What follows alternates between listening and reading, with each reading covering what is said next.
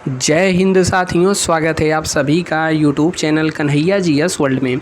दोस्तों, UP police के द्वारा अभी अभी एक लेटेस्ट ऑफिशियल नोटिस जारी की गई है और यह ओएमआर से संबंधित दिशा निर्देश जारी किया गया है। तो क्या है, चलिए संपूर्ण जानकारी जानते हैं इस वीडियो में। दोस्त, चैनल पे पहली बार हैं तो सब्सक्राइब जरूर करिएगा यूपी पुलिस से संबंधित हर एक प्रकार की अपडेट के लिए। बाकी घंटे के निशान को जरूर दबा लेना है, तभी नोटिफिकेशन मिलेगा। बाकी एग्ज़ाम 17-18 को होना है। मेंटल एप्टीट्यूड जितना भी है टॉपिक, उस सब चीज़ हमने कंप्लीट करा दिया है। आपको चैनल के प्लेलिस्ट में मिल जाएगा। टेलीग्राम से भी आप जुड़ सकते हैं, यही टेलीग्राम पर आपको सर्च करना है या फिर नीचे डिस्क्रिप्शन में लिंक मिल जाएगा।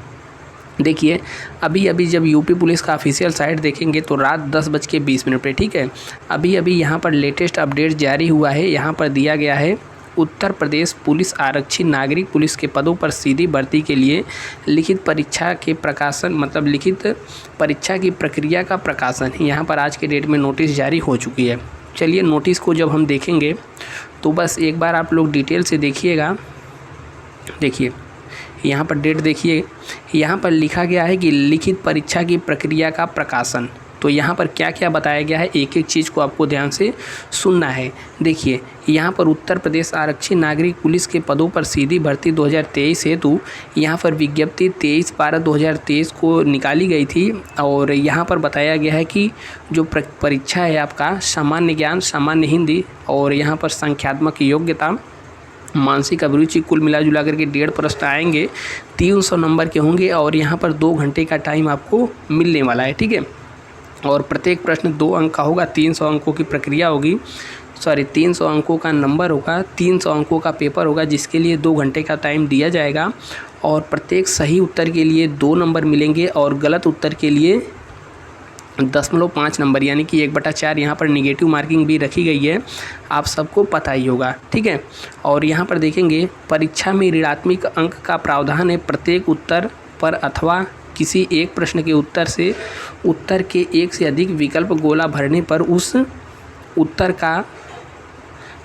को गलत माना जाएगा तथा ऐसे प्रत्येक गलत उत्तर के लिए -0.5 ऋणात्मक अंक प्रदान किया जाएंगे, यानी कि 1/4 निगेटिव मार्किंग है। प्रत्येक प्रश्न 2 नंबर का है, इसलिए आप गलत करेंगे तो 0.5 यानी कि 1/4 नंबर काट लिया जाएगा, ठीक है। और यहाँ पर मेन पॉइंट आप देखिएगा, यहाँ पर बताया गया है कि ओएमआर को गोला भरने के लिए केवल काला या फिर नीला बॉल पॉइंट पेन इस्तेमाल करना है, पेंसिल नहीं करना है। और पेन में भी बॉल पॉइंट जेल पेन का इस्तेमाल बिल्कुल भी नहीं करना है। नेक्स्ट यहाँ पर देखेंगे पॉइंट नंबर 7।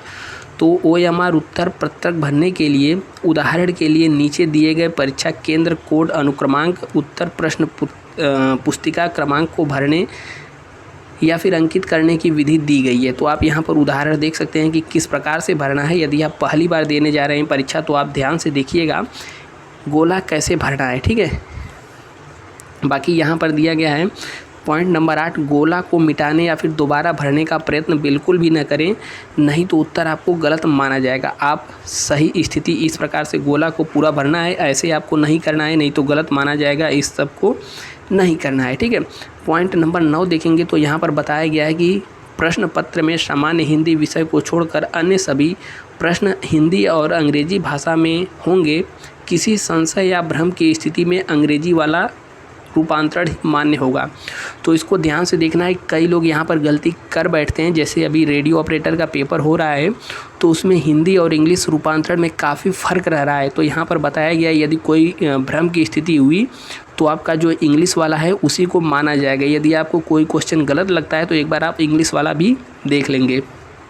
10वां पॉइंट है, अभ्यर्थियों की संख्या के अनुसार लिखित परीक्षा एक से अधिक तिथियों या फिर विभिन्न प्रश्न पत्रों के साथ विभिन्न पालियों में आयोजित की जाएगी। और यहाँ पर बताया गया है कि जो नॉर्मलाइजेशन है उसका भी बताया गया था कि किस प्रकार से नॉर्मलाइजेशन होगा।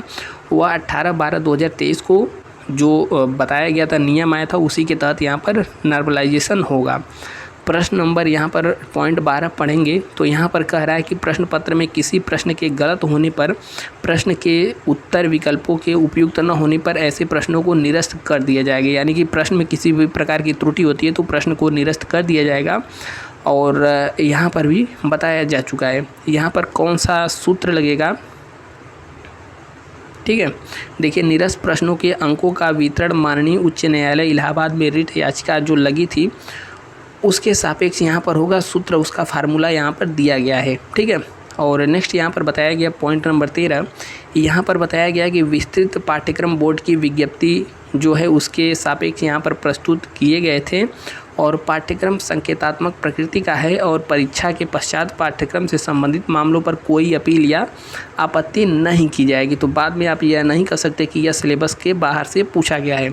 14वां पॉइंट है, यह सूचना सर्वसाधारण के लिए प्रकाशित की जा रही है, अतः जो सूचनाएं इस सूचना विज्ञप्ति के माध्यम से उपलब्ध कराई जा रही हैं उसके संबंध में सूचना का अधिकार अधिनियम यानी कि RTI 2005 के अंतर्गत पृथक से कोई प्रार्थना पत्र स्वीकार नहीं किए जाएंगे और न ही उन पर बोर्ड कोई विचार करेगा। यहाँ पर देख सकते हैं सचिव साहब जी का सिग्नेचर वगैरह लग चुका है। ठीक है।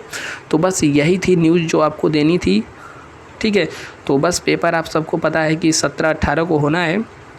ठीक है, 17-18 को होना है और एडमिट कार्ड आपको 10 तारीख को पता लग जाएगा। इसके बारे में आज भी हमने वीडियो बना करके बताया था। मिलते हैं नेक्स्ट वीडियो में। जय हिंद।